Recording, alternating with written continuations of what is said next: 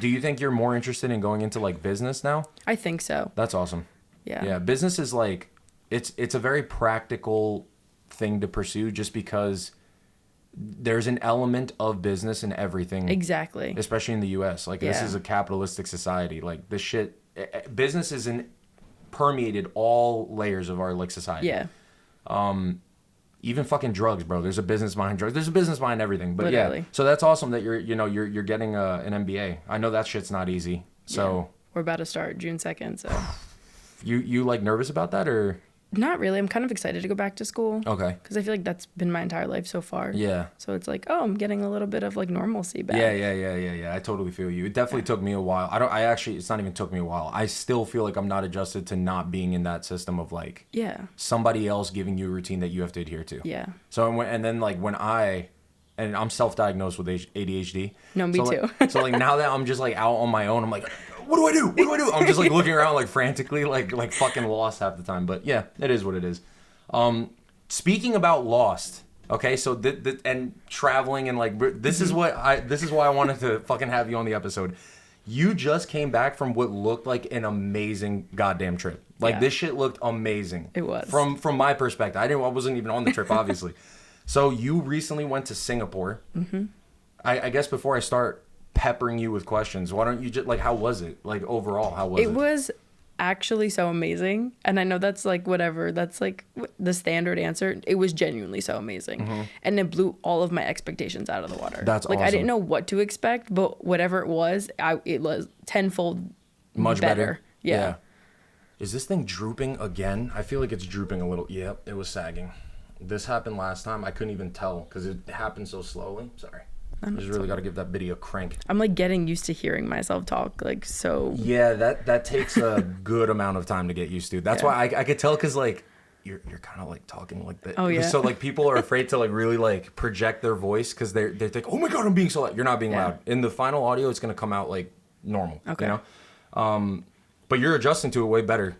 Yeah. Because by the way, it's like a proven thing that if you want to make anyone, even people who are experts, public speakers, like orators, look like an idiot, all you have to do is somehow figure out to give them a feedback of their audio, but slightly delayed. So like you'll be saying something, and it comes into your ear like with a little bit of a delay. That fucks up. It's scientifically proven to just make it makes you do that because you don't know what you're like.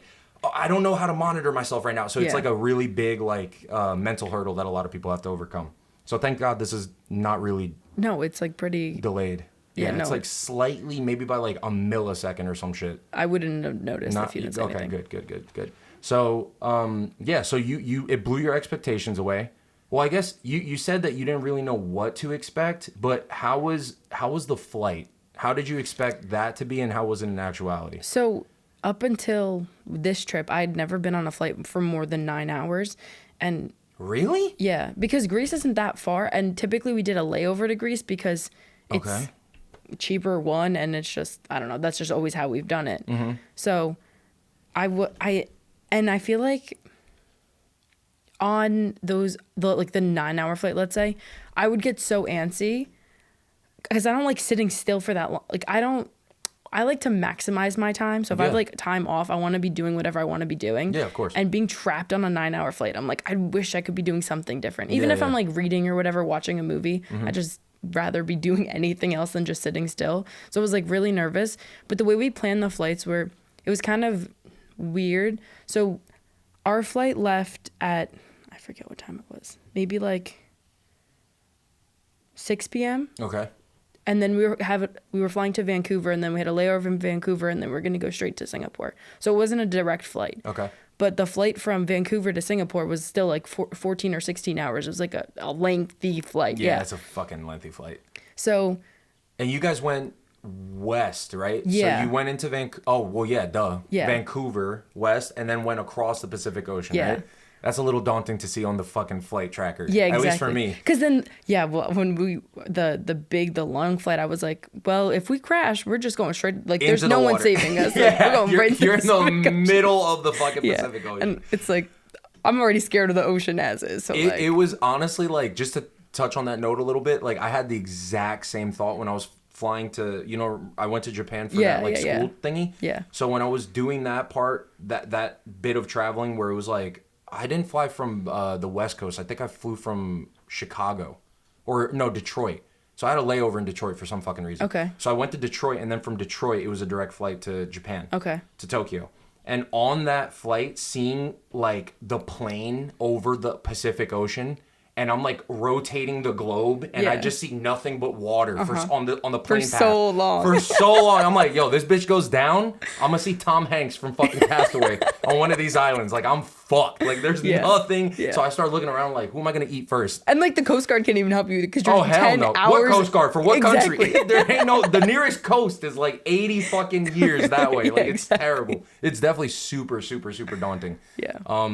Yeah, but that's so funny that you had the same thought. Like, fuck, like we're just gonna be in the middle of the ocean. So it wasn't that bad though? No, so we were also okay. There's a whole story behind this because we were half marathon training at the time, and we're like, however the schedule is, we need to do. I had taken that Friday off because we flew on a Friday. We have a 9-mile run to do in the morning, and I was like, all right, we're kind of crazy. We could do it. So Nick and I ran 9 miles. Your boyfriend, right? Yeah. Got ready, and then got a bagel, and then headed straight to the airport. And we were like, his parents were flying in, and we were switching the car with them. And then we were flying out, so we didn't have to like pay for the parking. So it kind of worked out perfectly. I am so confused right now. Where are you talking about? At the airport. He's from Vancouver? No, we're in Newark. Oh, okay. This is still here. Day of. Yeah, okay, so day of, you run 9 miles in the morning. Yeah. Grab a bagel. Yes. Drive to the airport. Yeah. His parents, who are landing at the same airport, get out, take the car that you just got there in. Yes. They go back home, but then you're obviously there. Yeah, so now we're chilling. We have like an hour before our flight. Who's in charge of the planning there? Who did that? That was partly me and Nick. That's smart as fuck.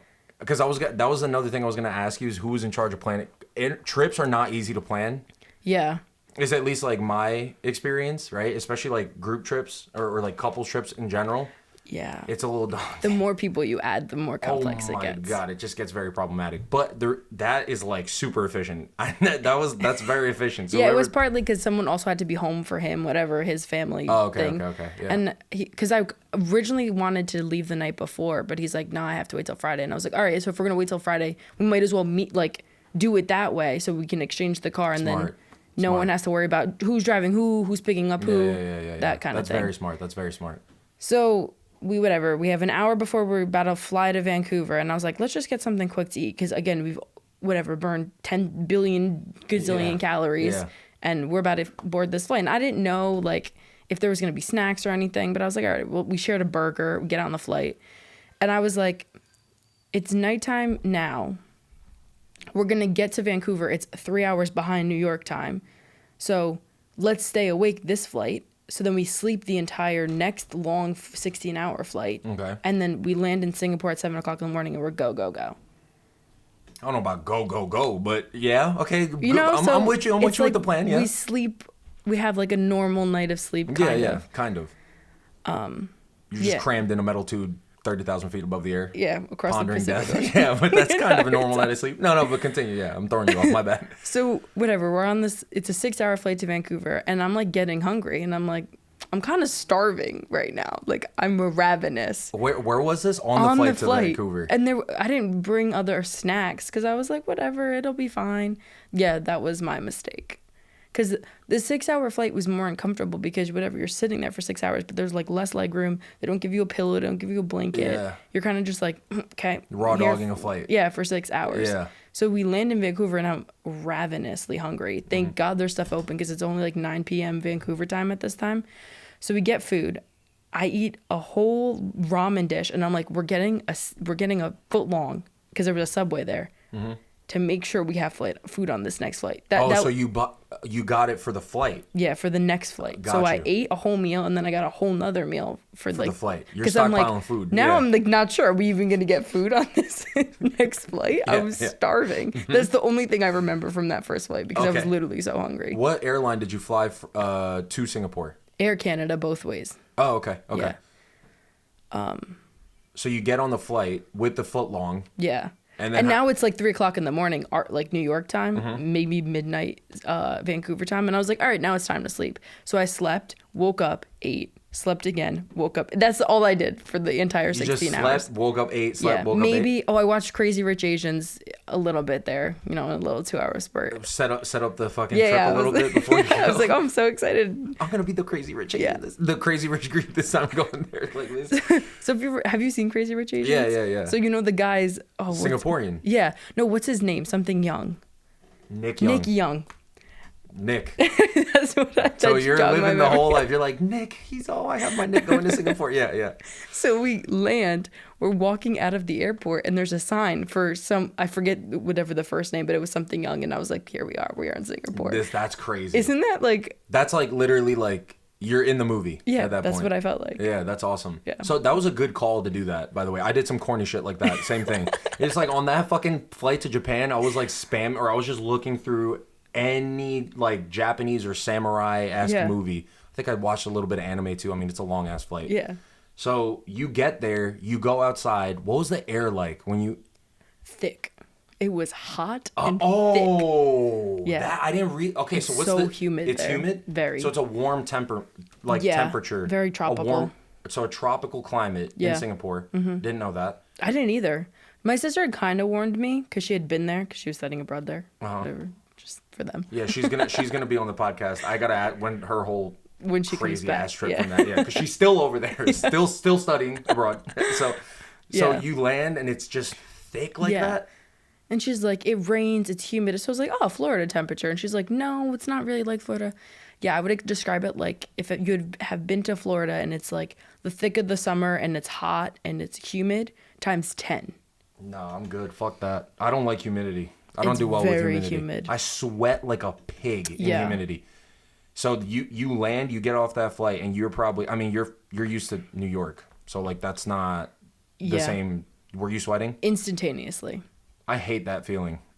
Like where you go outside and immediately you're just like beating up. I'm like, I didn't even take a step yet. Exactly that. Every time we step outside, I was like instantaneously sweating. I hate that shit. Especially too, like, it just sucks. Like, were the locals used to it? Like, were they sweating or not really? No, I feel like even my sister, she'd been there, probably a month and a half. Mm-hmm. She sweat much less than Nick and I did when we were there. Yeah, so that's what I don't like too, because it's like you're American. So you're going over this place. It's a bunch of small Singaporean people. Yeah. And they're just looking at you like, Jesus Christ, why are you sweating so much, bro? Chill out. Big, it's not even sweaty American. Yeah, you're just like, anybody got some McDonald's or like an iced Diet Coke? Like, what the fuck is going on here? Like it's like crazy. I hate that look. So you get off I keep interrupting you, but no. All right, let me ask you this. I wrote the questions down for a reason, my dumbass. Let me bust out these questions and so the first thing I was curious about, right, was so you land, you did a 9-hour run beforehand, which I would bet actually helped you with jet lag. Did you know you're tired? Yeah, right. So it helps you sleep on the plane a little bit better. Yeah. Did that plan work? It did, because when we got on the second long haul flight, I did sleep a good chunk in the beginning, and they keep whatever. We're flying and it's dark outside, so that also helps. You're not flying with the sun, so the shades were down. The whole airplane's dark. And I had even bought an eye mask because I was like, I don't care if I look corny. I want to be comfortable. I want to be rested because this is a once in a lifetime opportunity trip. I'm going to make the most of it. Yeah, so for sure. When we land, we're like going hard. So I even warned Nick. I was like, you better sleep, because he has like more trouble falling asleep. So he ended up using the eye mask more than I did. I'm not going to call him out, but I'm going to call him out. That's funny. It helped. Yeah. So we both got sleep, I fly with an eye mask. Yeah. That's not corny at all. Oh, okay, cool. No, I mean, at least in my opinion. No. You're trying to fucking get some Z's, and bro. everyone else is like sleeping too, so who cares? Yeah, for sure. So you guys, does Nick, who out of you two is like the go, do everything that we can on the trip? And which one of you two is more like the, I just want to relax? Like, there's two types of people on the trip. I think I'm more go, just because I feel like I don't, like my social battery will never run out. Okay. His kind of runs out, but he was still, even if he might have gotten quiet on the trip, but he was still willing to do everything. So we both kind of had the same go, let's do everything we can type of thing. That's fire. That's fire. Because when you have people, me and Hannah had a little bit of like it was pretty bad.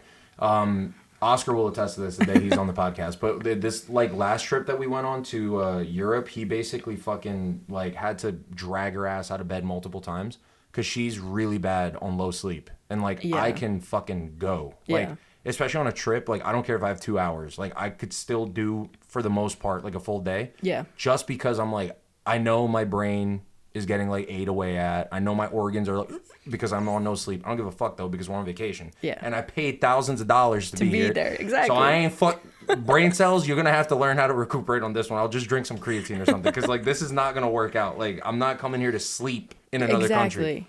So that's good that the two of you guys are, like, you know, matching on that energy. Because I was definitely trying to square up with Hannah. I'm like, your ass is trying to sleep. Like, there's fucking shit. I would have left. Like, if he was like that, I would have left him. I was like, I did end up. Like, she was really, in all fairness, like, she legitimately cannot function on, like, less than, like, there's just people out there that are not durable on, like, 5 hours of sleep. So, and she's one of them. So I was like, go nap. Yeah. I will be experiencing all of this country without you. Yeah. Like, I just left. I'll see you tomorrow when you're well rested. Exactly. Yeah. You have your fucking beauty sleep. I'll go make memories. Yeah. Bitch. No, like, that's what basically the energy was. So you guys get there. How was the infrastructure? Amazing. It was. So beforehand, I had researched, like, places I to go to see, like, kind of just, like, monuments. And I didn't care if we did all the touristy stuff because, like, whatever. At the end of we're tourists. I want to see everything the tourists see. And there was, like, this one. So my sister, to preface this, my sister was also staying on Orchard Street, which is, like, one of their most well-known, like, shopping areas and just, like, places to see.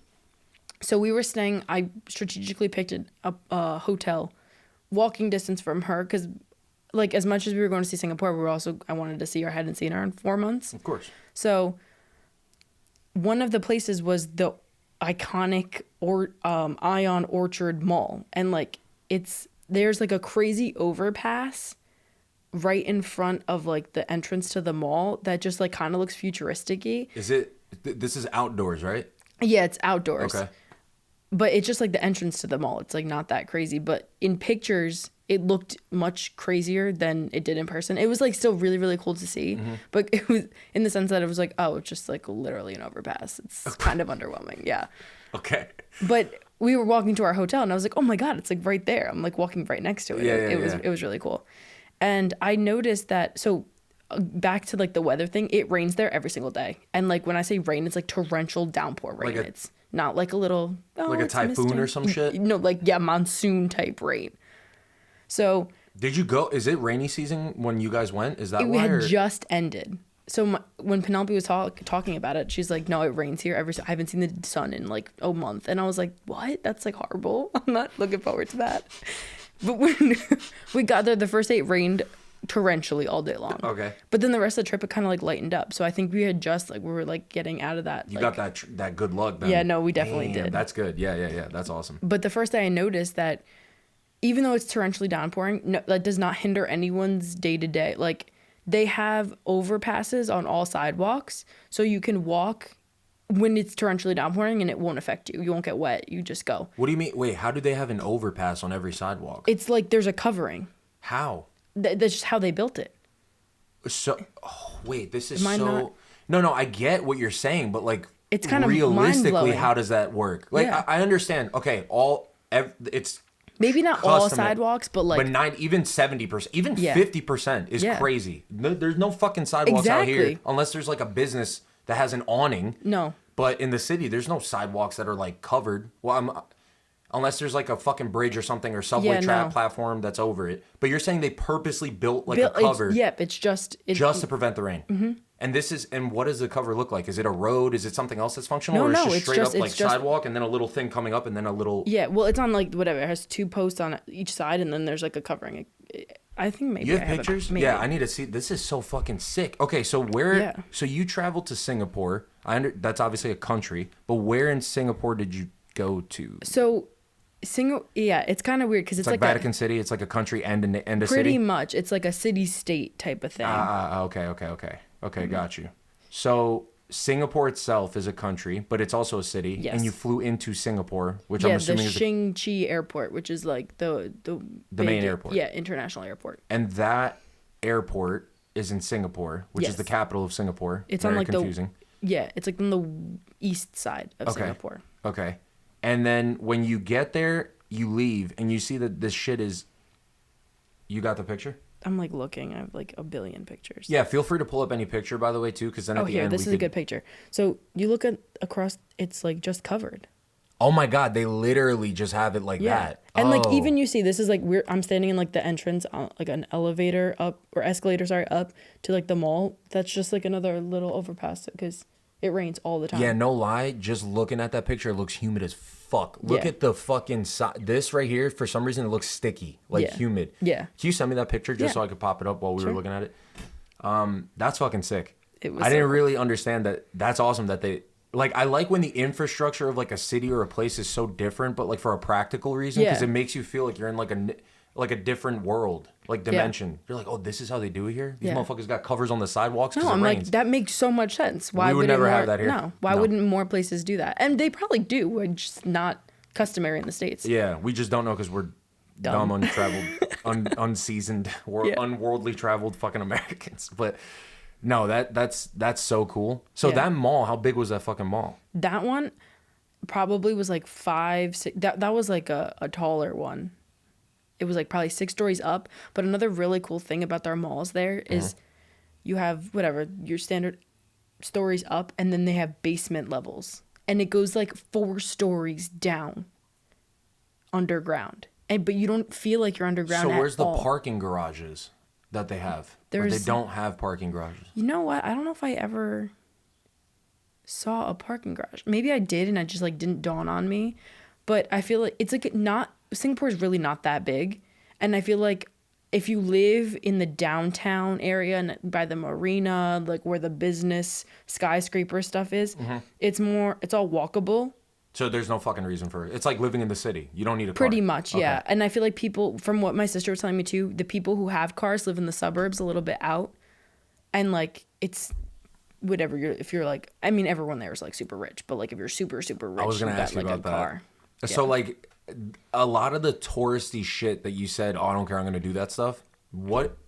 Okay, so I guess I'll preface this question by saying, you know how like if you go to Iceland, the touristy stuff is all nature related because it's Iceland. If you go to, I don't know, fucking Japan, it's going to probably be food or like anime or like samurai related or like, oh, look, this is like the field from this movie, you know, whatever the fuck, that type of stuff. What is the touristy, like what's the vibe of the touristy stuff to do in Singapore? So like the stuff. Is it like shopping? Like predominantly shopping. Okay. And then they have like whatever. They have their flower conservatory thing that you go see. It's indoors. They have an indoor waterfall that like they're known for. They have one of the largest aquariums, stuff like that. Like stuff that you'd find in like most countries. I feel like it's pretty standard. And like they have, so you know what the London Eye is? Yeah. So they have, I can't remember if the London Eye is the biggest or there's one other bigger one. But there's 3 big ones across the world, right? There's the Singapore Flyer, the London Eye, and then I think there's one, maybe it's in Vegas. I can't remember what the third one is. Anyway. I think it is in Vegas, actually. Yeah. Or Orlando. It might be the Orlando Eye. It's something like that. So it's just the biggest Ferris wheels. Pretty much. So you can like see the city skyline. So there was that thing too. And then other than that, it's like all food and then shopping. Like they're known for like eating and shopping. But is it like all luxury stores? The most bougie mall you could ever possibly go to. Yeah. They're super rich over there. Yeah. So like that shit's probably like Prada, Louis Vuitton. No, I've never seen more Prada stores in my entire life. Or more than one. More than one. Okay, that's all you had to say. Every single mall. Like, and these malls are next to each other. And when I say next to each other, I mean like some of them are on the same block. Like their doors are next to each other and it's like a Prada, Goyard, Louis Vuitton, Gucci. Like every name brand you could ever think of. Luxury designer brand that's all just over there plastered everywhere? Everywhere. So how are the people too? Like, are they more rude in your experience when you went? Or I don't think so. Like, nicer. I mean, New York is known to be mean, but like nicer than New York, and everyone's just kind of like minding their own business. Something I found really interesting is like the people there are not as loud as like other cities I've been to. Okay. Everyone's like very quiet, like kind of reserved to themselves, kind of keep to themselves. But then if like you were to go up to someone, they're kind. I feel like that's just Asia in general. Probably. To be honest with you, so this is another thing you kind of mentioned it, right? But I mean, I'd sent you the questions beforehand. I was super interested in this because obviously this is like a big thing for Westerners. They usually oftentimes feel a very, very large sense of like culture shock whenever they go to like an Asian country for the first time, if you grew up in the West. So did you feel like, you kind of mentioned it a little bit, but did you feel like a big sense of culture shock, or was it kind of like, oh, like not so? Because like when I went to Japan, I was floored by everything. They just did everything so different. Like it's all backwards. Like 7-Eleven here is like where crackheads go to smoke crack behind like the fucking 7-Eleven, whatever. Over there, it's like, oh no, people eat here. Like it's a fucking Chipotle, stuff like that. I don't think there was like such a crazy culture shock, because I feel like I've done a lot of traveling and I've experienced like a lot of different, not an Asian culture. A lot, it was more European, and I feel like even then it's like a lot of those countries are very similar. But I don't think I was like as shocked. I mean, I was shocked in the sense of like I think this preconceived notion of like what I thought Asia was gonna be like, and I was kind of nervous to go because I didn't know what to anticipate. But when I got there, I was like, oh, it's really not as crazy as I like. Drastically different as I thought it was going to be. You thought it was going to be much more rigid in terms of social structure, like how you had to behave in public? Kind of. And just like, I feel like Singapore itself is more westernized than other Asian that, and like countries. and then what I was expecting. Okay. Because like I've seen like pictures of like what, I don't know, I guess Beijing looks like in China. Yeah. And I was like expecting like the super overpopulated, which I don't even know if that's what Beijing actually is like, but I was expecting like swamped, like high population density. Like it looked like a normal metropolis city. Like it wasn't. Oh, that's really interesting. So it wasn't like people on top of each other, super cramped buses, stuff like that? Not at all. That's really interesting. Yeah. Yeah, and my experience was so different from that. Like Japan was overwhelming in terms of like the population density. Oh, really? Oh, so fucking crazy. Like even like for us who are like, we're New Yorkers. Yeah. You go to the city, you're used to seeing like, okay, all this shit, because obviously we live in the suburbs, so it's not like that's our daily. Yeah. But we're used to it. Yeah. That over there is like a whole different beast. Like, I mean, this is like a well-known like fun fact about Japan, but there's a reason why they have people that just jam people into the subway carts. And there's been numerous studies that have been done, and I think Philippines might be one of the countries, but definitely Japan. Like everyone has a sense of their personal bubble and where they think it's okay. Like where's my boundary of acceptable for a stranger to be this close to me in public? Americans, it's like fucking big. Yeah. Usually, right? Japan, it's like this touching. Like yeah, basically like they don't, because just those, and that's also incidentally why you have this is really unfortunate, but why you have such a big problem with like men groping like random women on like subway platforms and stuff, because it's fucked. I mean, the fact that birth rates are super low, dating is very difficult in Japan just because like the social structure of the country. This is all stuff that I've heard, not me making this judgment for myself, but there's that element to it, and the fact that people are just so like sardines in like this enclosed area that for whatever reason that's just a crime that they have to deal with over there. It's like way more over there than like or other places. Is that groping situation? Not to completely go down like a really dark rabbit hole. I was talking to Penelope too, and she said that the birth rates in Singapore are also really, really, really low, and I guess to curb that, the government is incentivizing couples who they'll prioritize them getting housing over a single couple or a single person. So they whatever, they want the birth rate to go up. So they give people property. They're like, oh, you want to get married and have property? Sure. You as a single person, no, you're screwed. Like, that's crazy. Isn't that insane? Yeah, I heard something like Japan was thinking, or they like have announced some sort of visa that's like a breeding visa. Oh. Because this whole birth rate decline is a global issue. Like even the US has seen birth rate declines, but like in some countries it's like culturally collapsing birth rate, like declines in birth rates. Like to the point where I think I saw something where South Korea is expected to not have any like 100% pure Koreans left in like 4 or 5 generations, because there's so, on average it used to be like every other person's having a kid or whatever. And now it's like 1 in 10 or whatever the fuck the number is. It's like a very drastically different number of the amount of people that have kids, like the ratio of the population that's having children, to the point where it's not sustainable for future generations in terms of the dating pool. Wow. And like, it's expected that they're either going to have to address that, or there's just like a pure-blooded Korean.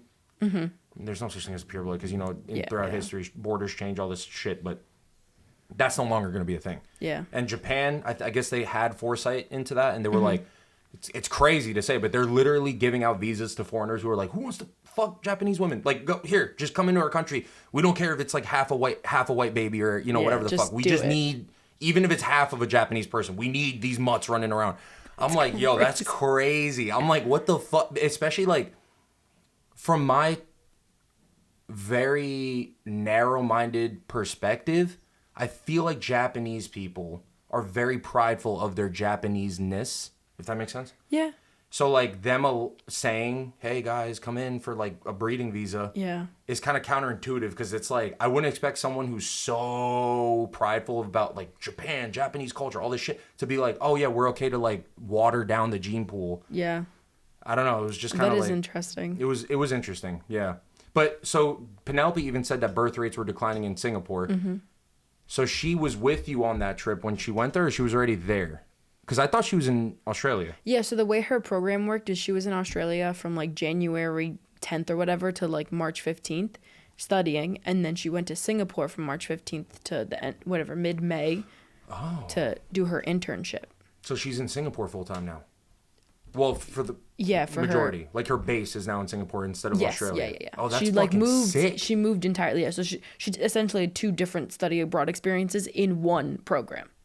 Because she was like in 2 different... That's fucking crazy. Yeah. Yo, she lucked out with that. That's awesome. Well, originally she was like, do I just study? Do I do a study and internship? And I was like, definitely do the internship, because then it gives you like real worldly experience. And then she's like, well, I have an opportunity to go to like these different places. Like, where do I go?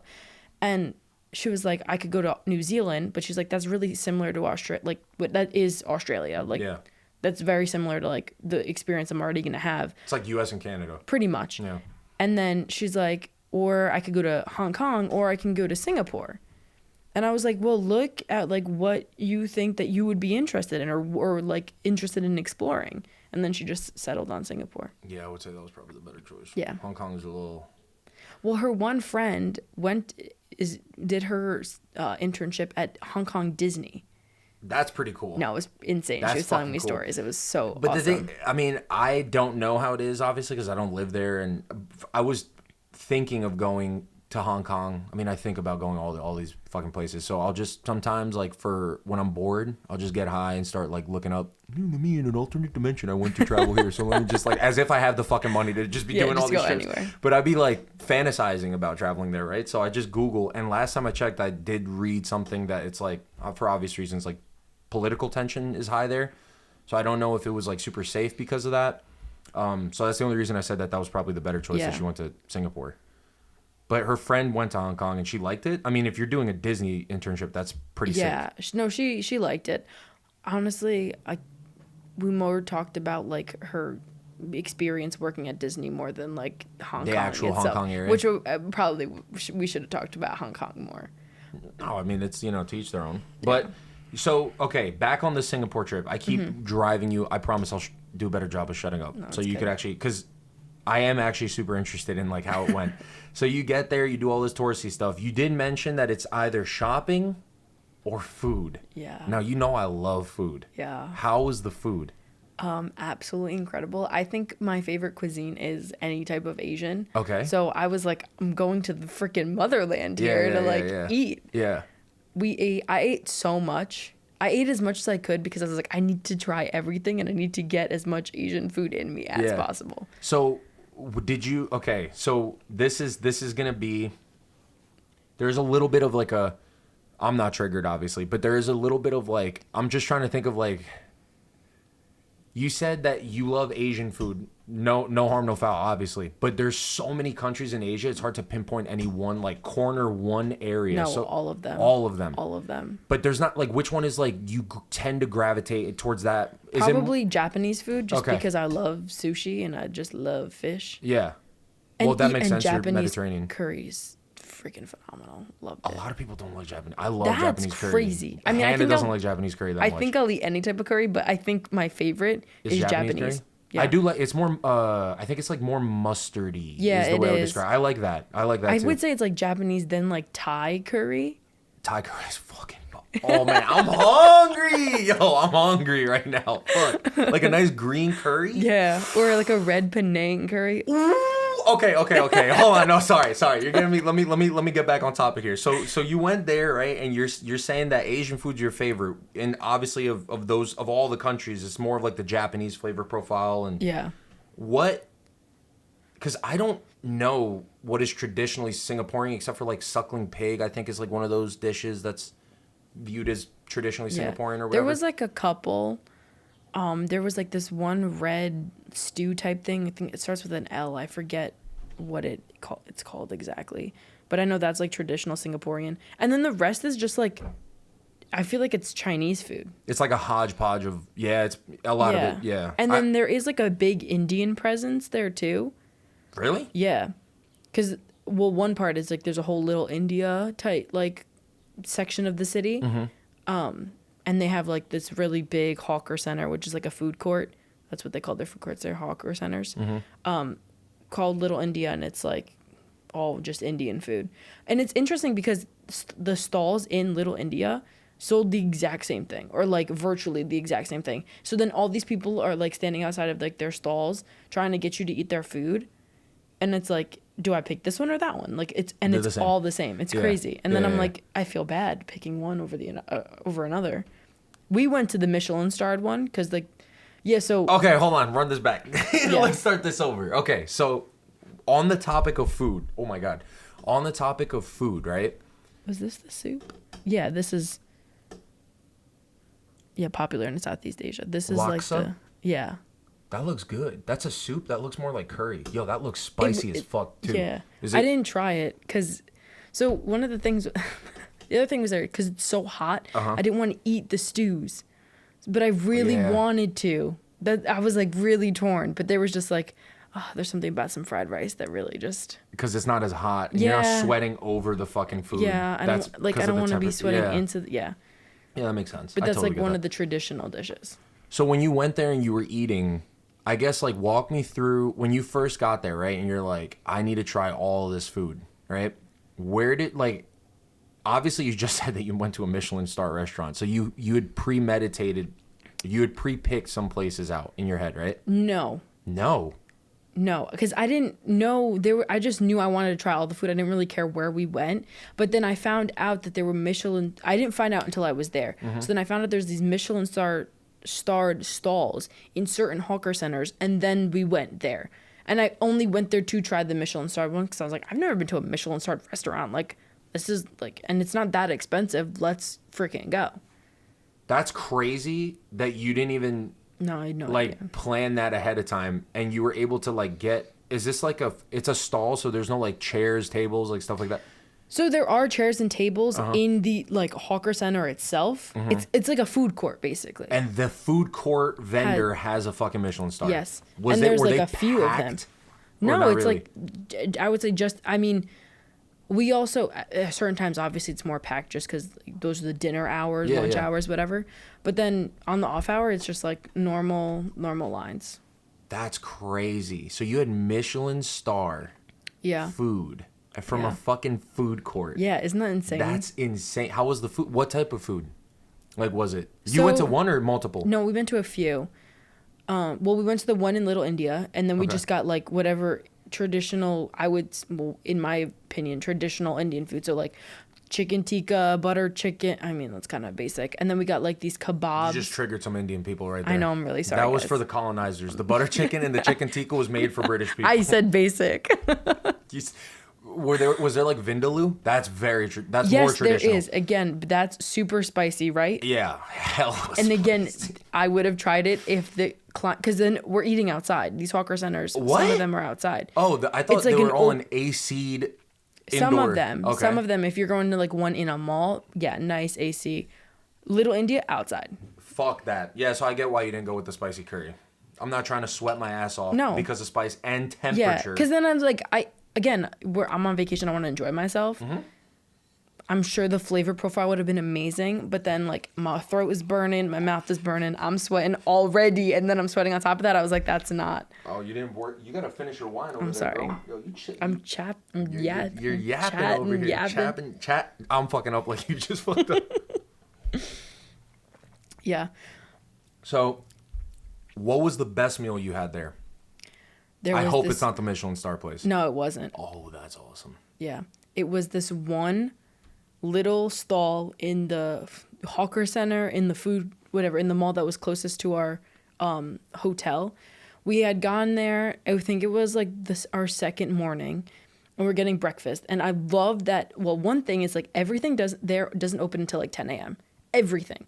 Bakeries, stores, everything is closed until 10 a.m. and then everything kind of stays open until 10 p.m., which I thought was like really interesting.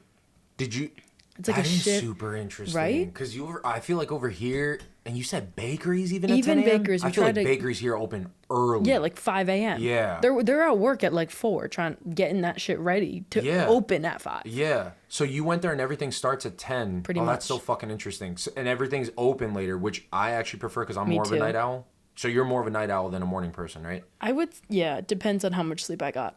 True, yeah. So over there, everything opens at 10 a.m. And you said, I keep throwing you off, but wait, so this is how does this relate to the best food that you had there? Yeah, so it's our second morning, and I'm like, oh, everything's opening up, like including like the food stalls that wouldn't normally be open in the States at 10 o'clock in the morning. Okay. So I can get fried rice in the freaking morning. That's awesome. So we go down, and Nick wanted to go to this one particular like little section of the hawker center in the mall, and I was like, all right, cool. And he's looking, and my sister had mentioned like she had got like kimchi fried rice at this one stall, which I had also never heard of before, and I was like, that's awesome, like kimchi and fried rice together, why not? And then we're like looking at the menu, and I was like, oh, look at this, pork belly curry fried rice. That sounds like everything I could possibly want in one dish. And I kind of love eggs. That might be weird, but I really like eggs. And they had like a full egg on the side. And I was like, all right, double that egg. We're going to get that and share that for breakfast. Runny yolk? Yes. Oh, it was phenomenal. I'll show you a picture of it. That was like... I'm so hungry right now, my eyes just I'm such a fat fuck. My eyes just watered when you said runny yolk. I'm not even joking. Like, if you look at my eye, no, I believe there's a gleam. There's like a little tear. You pork look belly? Oh, that looks fucking juice. Yo, I'm hungry as fuck right now. Yeah. That was the best meal that you had there? Yeah.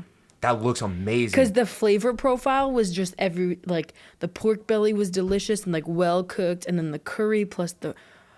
everything. It was just so good. So, okay, so this is, you touched on another thing here that I'm really interested in. The food quality. Obviously, you said it's delicious. I get that, because that's the way they cook it. But the actual individual ingredients, like do you feel, based off of your time there and all the stuff that you ate, that the food, the literal ingredient quality that they have over there is better than like the mass processed manufactured more For stuff sure. here? Really? Yeah. Did you feel like a difference in energy quality, less difficulty digesting, or is it relatively the same, or like how'd you feel in terms of that? So the digesting thing was interesting because yes, I'm not accustomed to eating that much but like spices in like one meal that early in the morning. So that definitely threw my stomach off. Mm-hmm. But other than, I feel like even after that first day, after that, I was like kind of getting used to just eating more diverse foods at more different hours, and my body kind of got used to it. Gotcha. So in like the beginning, it definitely was a little rocky there. Yeah, but yeah. You get used to it. Yeah, got you. Okay. But everyone there, like, there were like some, Paris baguette, where you can go and pick up your pastries and whatever. They had that for like, I guess, like the tourists. But then if you're like looking at the locals there, everyone is eating like real food starting in the morning.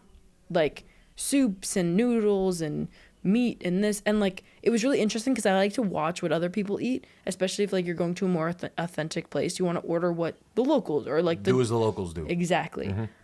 No one's eating dumplings, no one's eating bao, no one's eating, and I'm like, that's what I want because like that's what I like. But I'm also like, nah.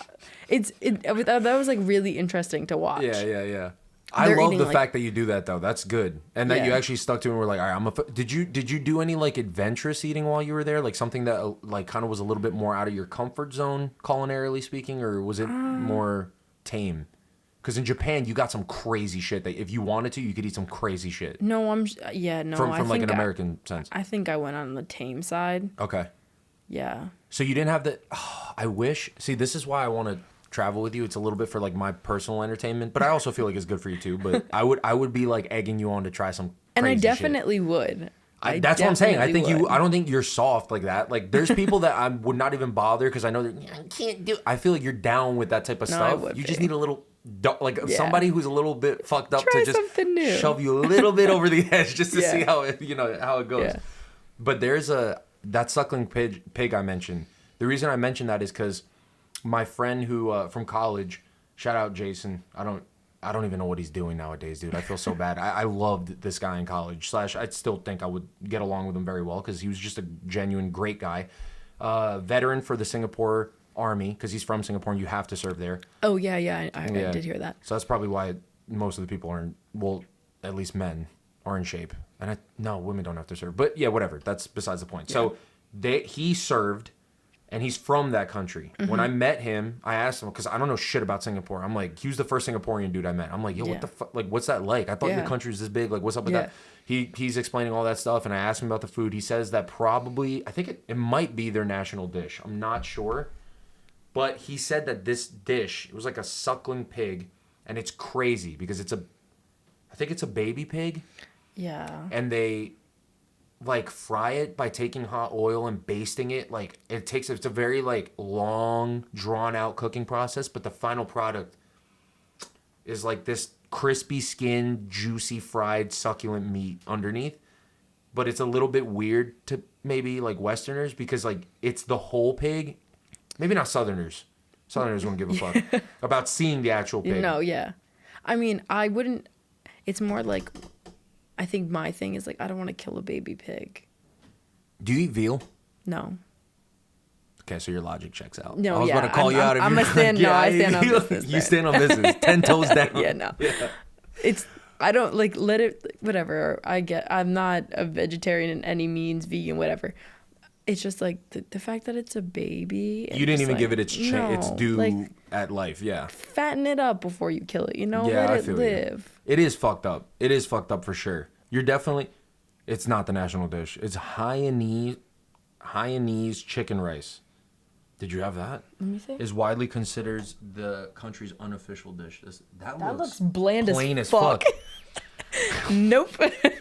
Yeah, I think I'll pass in on that. What the fuck, Singapore? If you're gonna put curry on it, then maybe I'll give it a try. Yeah, like where's the flavor? Yo, dog, this looks like boiled chicken with sliced cucumbers, bro. Like this is not what I was expecting to be the national dish. The fuck? Like how you not gonna give it to that? No, yeah. Over this? What the fuck is that? Yo, I feel like I would choke on that. Like, no, for real. That shit looks like it should be served mandatory. Like there's a mandate to be served food. with yeah. Boiled fucking unseasoned chicken. That's crazy that's their national dish. Okay, back on track. My ADHD is crazy this episode. I'm so sorry. All right, so we talked about the food. We talked about the infrastructure a little bit.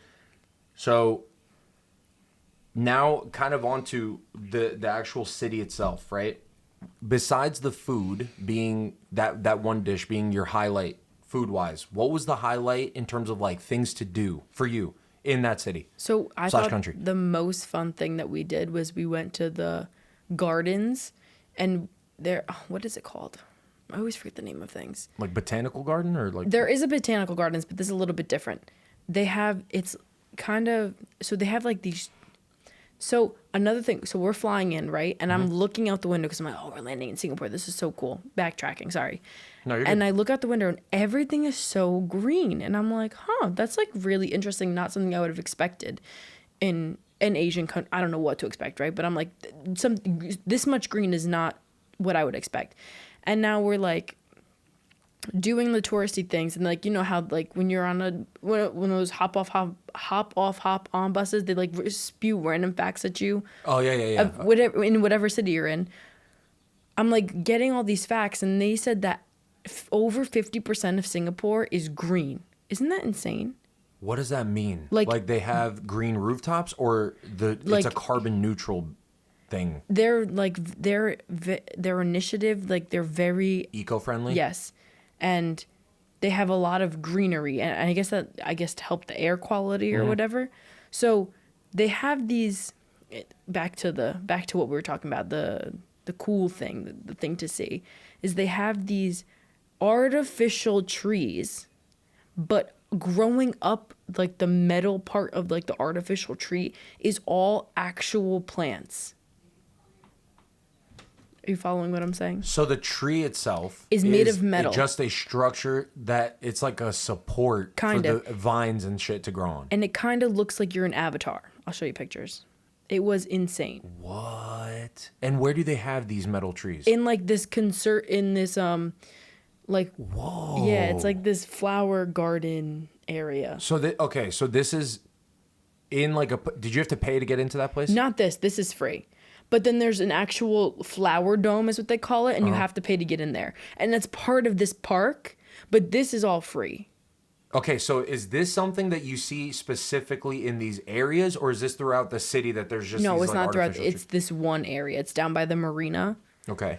On like the south end of Singapore, which is like predominantly where we did everything. It was and amazing. then that right there where you see those, how tall are those structures? Super tall. I would say 40 feet up. God damn. Yeah, no, they're super tall.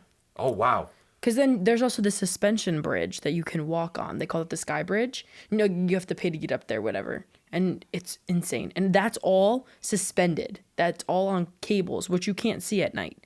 Oh, I mean, maybe you could kind of see it. Whoa.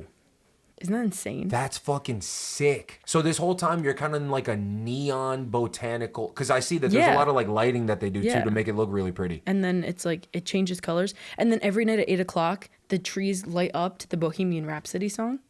What do you mean? The literal Bohemian by Queen? Yes. I wonder why they chose that song. I don't know. It's really random.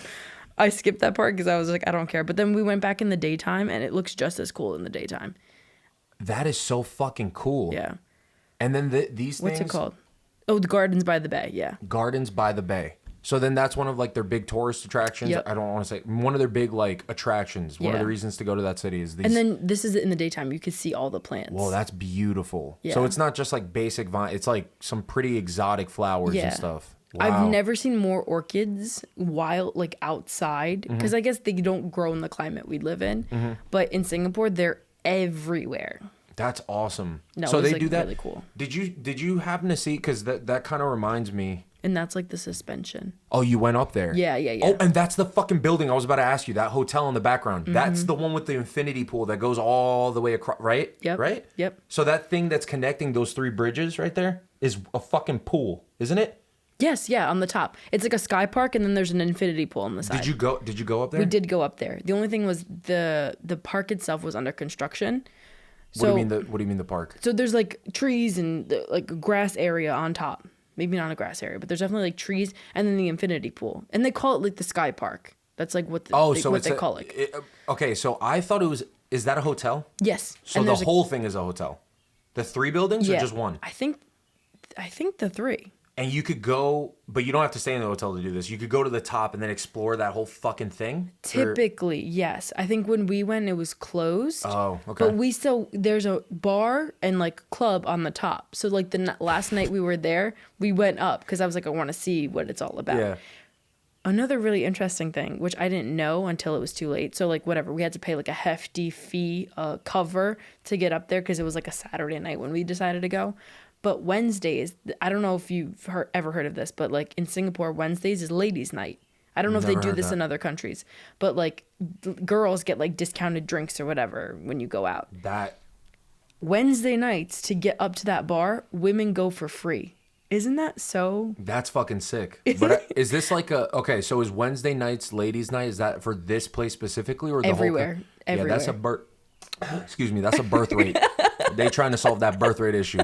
It's like, ladies, let's get fucked up so you make some bad decisions on Wednesdays. Yo, people, I bet you Thursday, oh, maybe this isn't allowed over there, but Thursday is the hottest day for Plan B sales. I'm sure it is. In Singapore. I guarantee. That's fucking crazy, yo. So they have Wednesday. So you didn't go on Wednesday. You said Saturday? No, we went on a Saturday. How much was that fee? pretty hefty. I think it was like $38 per person, just to get in the place. And then they give you a free drink. So then I hate when places do that. Yeah. Because that free drink ain't no It's goddamn drink. $38. It's all ice. It's an ice cube with like a of alcohol, and then they're like, "There's your $38." No, it was actually it was like I would say a decently poured drink. Oh, okay. I take it back. I got the Singapore Slinger when I was there, just because it was like my last night, and like why not? You know. So did you have any? I guess so. You guys had a very like obviously seemed like an awesome trip. Was it more the vibe of like? Yeah, no, you could come in frame. Don't worry about it. You're not interrupting anything. It's not like I'm interviewing someone here. So no, when you guys went up there or went to Singapore, did you guys have any like crazy party nights? Was it like that type of vibe of a trip, or was it more like tame? No, it was more tame. I don't know. I wasn't really I didn't really care. No judgment. I'm just asking. It was also, so I would have, but then again, there is a big discrepancy or like a difference with like women's cover and then men's cover. So like there's this one like club that my sister and her friends that were studying abroad there with her would go to, and like for college students it's free, but like for me it would have been $25, and then for Nick it would have been like $50. So it's like I don't want to, like I would have gone if I didn't have to pay to get in the door that much. Okay, do you know what I mean? Yeah. $10-$20 cover, whatever. $50 is insane. Ridiculous. That's ridiculous. You could get you said the food was relatively cheap. No, it was cheap. I'd say it was cheap. For $50, that's like a fucking. No, you could have so much amazing. I could have food. 5 meals for that much. Yeah, that's crazy. No, that's not worth it. That's why. So like whatever, we went to a couple bars. We went to this one actually really fun arcade bar. That was sick. There was no cover there. We just awesome. Went. We drank some soju, played some games. It was really really fun. And that that was definitely the vibe. But like to go to like a crazy club there, it just like not the vibe. No. Since Penelope's been there she's been there now for numerous weeks. 2 months, yeah. 2 months. How long was she there at this point when you guys had got there? A month and a half. Oh, so she was. Oh, so she knows like. She knew. Did she show you around? I mean, so she was working 9 to 5, like the days. Oh, I didn't know that. Yeah. Okay. So So she's basically Singaporean. When she comes over, she's like, "Hey, what's up, Demetra?" Instead of speaking like Greek, she starts speaking Mandarin to you or some shit. So that's crazy. The first day we were there, we did like this. She was showing. We landed Sunday morning, so all of Sunday we were together. Uh-huh. But then like Monday through Thursday, Friday or whatever, she was working during the day. So then Nick and I would entertain ourselves, do like the touristy stuff that maybe she had already done, and the stuff that we definitely wanted to do. And then like we saved Sentosa Island, which we could talk about in a few minutes. Like some stuff she saved so we could all do together, like. On Sentosa Island, that's where like their Universal Studio Park is, and like the aquarium, and like this Harry Potter experience, which I'm a big Harry Potter buff and I needed to see. So is this island that you're talking about? It's an actual island off the coast of the city? Yeah, it's like a 4-minute train ride, but it is an island. But they've created it's I wouldn't say it's an island because you could literally get there via this roadway, but it's an island. Okay, and. Is the train ride underground or above ground? Above ground. It's like a tram. And the whole purpose of this island, or what's on this island, is all theme parkish. It's related? A resort island, yeah. Oh, that's fucking sick. Yeah, that's pretty cool. No, it is cool. So you went there, and then you how was Universal, or did you do that, or we did Universal. It was so fun. It's like, have you been to? I mean, obviously you've been to Universal in Orlando. Yeah. I would say it's probably like a third of the size. Okay. But they have this brand new Minion Land. That's like their new selling point. Okay. Yeah. And then they have like a Shrek area. They have like their classic coasters. And then there's like even a Puss in Boots little area. That's cute. Yeah. Did you see the big ass Puss in Boots walking around? Yes, I did. I watched him do his little thing on his stage. With like a he had sword a little, and everything? Yeah. It was pretty That's fucking hilarious. It was pretty funny. That's fucking hilarious. So you went over there and you did the theme park stuff. How was the Harry Potter world? Better or worse than the Universal in Orlando? So it's different. So the Harry Potter experience there is not part of the Universal Studios thing. It's like its own separate experience, and they give you like a wand, and then you walk through like these 7 or 9 different rooms, and your wand activates different stuff in the experience.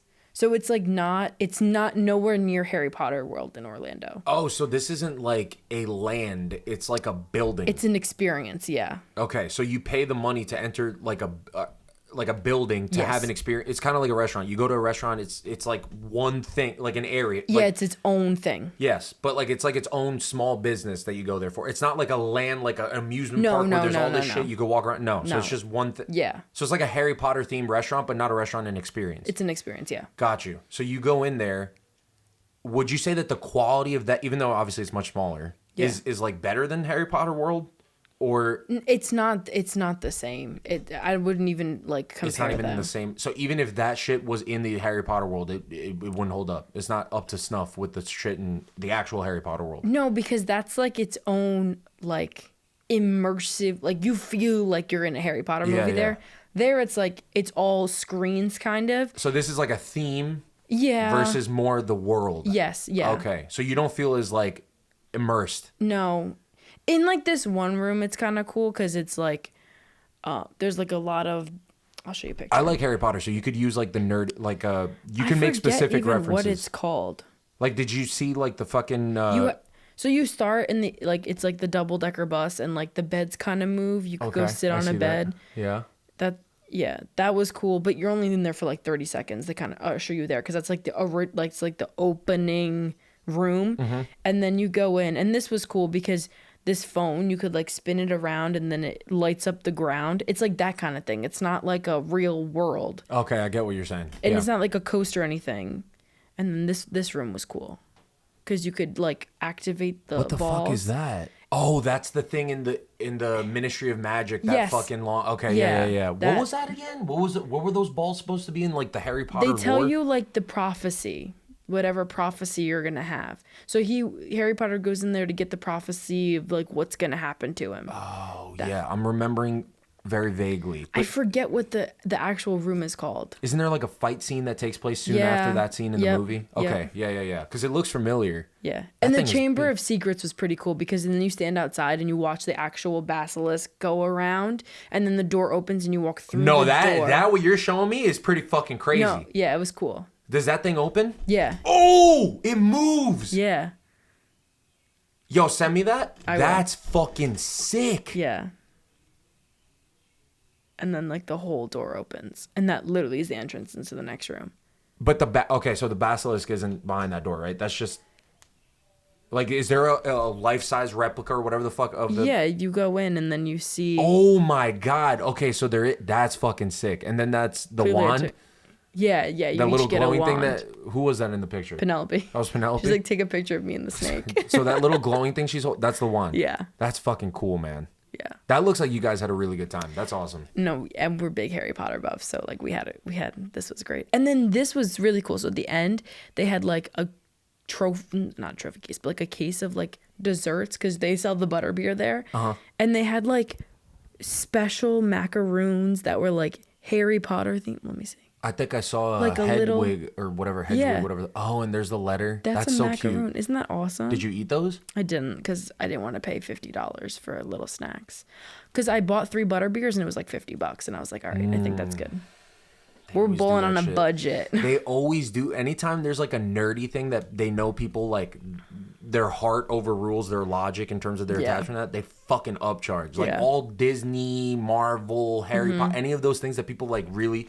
There's like a subculture associated with them. Any business like that, they're like, cookies usually go for like $3. We'll charge you $50, like you said, for this fucking little goddamn printout of. I guess I have to pay for it. I would get it. Yeah. I would fucking pay for it 100%. If they sold like a Spider-Man themed cookie that was just unreasonably priced, I would still buy it. Yeah. I mean, I bought the butterbeer without a second. I would only buy one cookie. I wouldn't go back for a second. It's one thing. You get one thing. Butterbeer is what you chose. That's what it was. Yeah. That's how you ball on a budget, like you said. Oh my God. Is there anything else that, like any stories that you want to tell me from Singapore? I know that's like a crazy open-ended question, but like, is there any funny story? Or actually, I do have it's very personal, but obviously this was it was like a half couple trip because you were visiting Penelope, but there was the times where it was just you two. Did you guys experience like any one particularly romantic moment in the whole trip? Like, was there a moment where you're like, oh my God, this is so not like the view, like it's like a garden and it's like, you know, he's sitting with you and you guys are just talking, like any of those, I'm not talking, you know, it's not X-rated, obviously. No, but just, yeah. Yeah. I don't know. I would say maybe on the top of like those trees, there was like an observatory. That was pretty cool because we had like done a lot of walking and it was kind of like a lull moment and we were like looking at the Marina Sands Bay, which is like that big hotel. That was kind of nice. Like, and there wasn't that many other people there with us. Like I would say maybe there was like 5 other people up there. So it was like kind of like just us and a few other people and it was like quiet and stuff. Yeah, that was really nice. Did you, do you think that, was this your first trip with Nick? Like big trip like this, yeah. Like we took a weekend trip for like Valentine's Day. No, but like This was like a real legit trip. Yeah. This was our okay. first trip. So this is your first trip together. That's a huge step in a relationship, I feel like. I told him from the get, I was like, this is going to make or break us, babe. So, okay, so yeah. Buckle down. You need to have a good travel buddy. Like, Yeah. that's what I'm talking about, the compatibility with that attitude and stuff. So do you think that he's a good travel buddy for you? Oh, absolutely. That's awesome. Yeah. That's awesome. That's always good to, like, I feel like couples trips are either shit because you two aren't compatible and you just didn't know going into it. Yeah. And you come back with, like, that was fucking the worst time. We fought this day because of this and blah, blah, blah. Yeah, no. Or it's, like, the best because you go there, they have the same mindset that you do. Yeah. You guys, like, experience all this crazy stuff together for the first time, and then you come back, like, more, like, gelled together than you did going into it. No, I think we're definitely more on gelled the ladder. now. Yeah. That's awesome. That's If really anything, awesome. Penelope and I fought a couple times, and he was a real trooper because he was there for all that. Me and he Kata swung at each other hard on this last Orlando trip that we took. We were fucking... It was like... We were both PMSing, TMI, and then we were both hungry, and we had plans. Oh, this was what was fun. This is going to be a funny story. I already sense... Yeah, let's close out this episode on this story, because I want to see... I need to hear the tea. Penelope's going to fucking kill me. We had plans to do this night safari this one time. So they have like night safaris at the zoo there, and Penelope's like, we have to go. It'd be really cool. Nick really wanted to go to the zoo. I'm not a big proponent on zoos because I don't like animals. I don't like zoos either. I don't like animals in captivity. I'm not about that. So I was like, fine, I'll make an exception because we're on vacation, and night safari, that's like a little bit different. So we had plans to get dinner beforehand and then make this night safari. We made it for like 8:15, so we had plenty of time for dinner. But then we were trying to find this one restaurant, couldn't find it. We wanted to go to this other one. We ended up sitting at this one that we were like an hour before we were supposed to go. It was torrentially downpouring, and we're like 40 minutes from the zoo to get to the night safari. So we're on crunch time, and we're at this really fucking bougie restaurant. And then Penelope's like, I'm not even gonna eat anything. And I'm like, we sat fucking down, just get something to eat. And we're just like all beefing. And Nick is the only one that actually orders food, which is really funny. He's like, I don't care, I'll pay for it. Just fucking order something so we can go. So Penelope gets this tiny order of fried rice. And we like Ubered the night safari, and like we're there a little bit early actually. And there's a food court there that's all open. So I was like, oh, thank God. So we ended up getting some food and then going on the night safari. And then it ended up being like really, really cool. Okay. Because the night safari itself was like a little bit underwhelming because you're just kind of on a tram throughout the zoo. But then the zoo's open till like midnight. So then you can experience the whole zoo at night, which is, I don't know if you've ever done that, but I've never even heard of that. No, and it was so cool. Really? Yeah. What made it cooler? Is that rain? I don't know. I kind of hear too, but... That's rain. Oh my God, that's rain. Sorry. That completely threw me off. I thought that was No, but this is what it sounded like. It was like the rain sound, and it had kind of stopped raining once we had gotten there. So everything it kind of gave it like a jungle vibe because it's dark. So you can't see much of your surroundings. And like a few of the animal exhibits were lit up, but like not for like the viewers' sake, but for the animals. So. Oh my God. Yeah. So it was a really different experience, and it was so awesome. So like we went to the lion exhibit, and like the lions are roaring at each other, kind of, they were just like beefing on their own, but I was like, I feel like I'm like in like nature. Yeah, well, the lions thing makes sense because they're nocturnal. Like they do most of their didn't their even know that. And like that they were beefing, roaring. I was like, can they jump over here? Yeah, like, no, that makes sense. But that's awesome that you got to hear a lion roar. Because every time I'm like you, I don't really fuck with zoos like that. But every time I've seen a lion in real life, it's like really only Disney's safari thing. Yeah. It's during the day. Yeah. And They probably drug their, because it's like a fucking enclosed thing. They probably give a little bit of something to mellow them out. I would assume it's pretty unfortunate, but you know, whatever. So I've never gotten to even hear like a lion make noise. You just see them. Yeah, no, they were roaring at each other, and that's awesome. The actual like enclosure. It's not an enclosure because it's all out. Like it didn't. There was nothing separating. There must have been like a big. Pit? Yeah, there must have been because there was no glass, there was no cage, there was nothing. It was all open, and like there was like a higher elevation part and then a lower. So you had like 2 lions up there roaring at the bitches that were down there, and they were like beefing, but like kind of far apart. But it was crazy, and it felt super close for me. Yeah. Because there is no separation there, and like other exhibits, like the kangaroos were in like a kind of an enclosure. But you could walk right through it. So, like, you open up, there's, like, an actual path. And, like, the literal kangaroo is as close to me as you are. What was in between you two? Nothing. What do you mean nothing? Nothing. Like, you could have touched them if you wanted to. Was there ground in between you two? Connecting ground? Yeah, no. Brandon, it was, like, an open room. And this fucking kangaroo, how big was this kangaroo? I mean, it was probably, like, maybe half the size of me. Okay, so it was a small, not yeah, a no, full it wasn't adult. like a full. You know, because those things could fucking kill people. Yeah. So you're saying this, But I'm like, also how the fuck is that legal?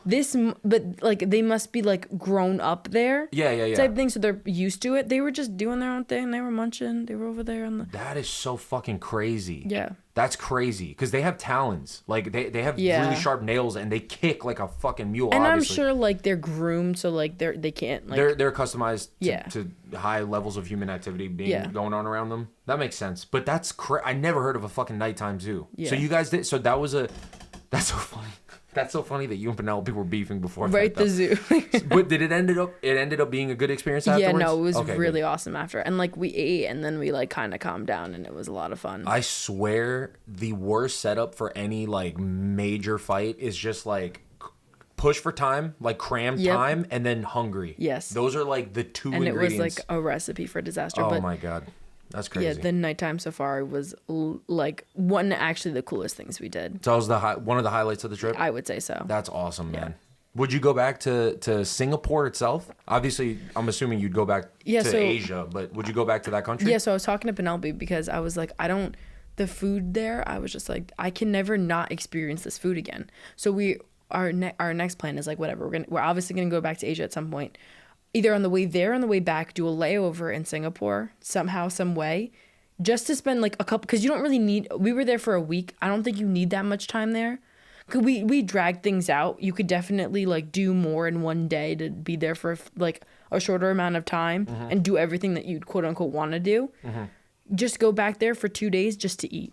That would be like. That's crazy. Yeah. I definitely would go to Singapore.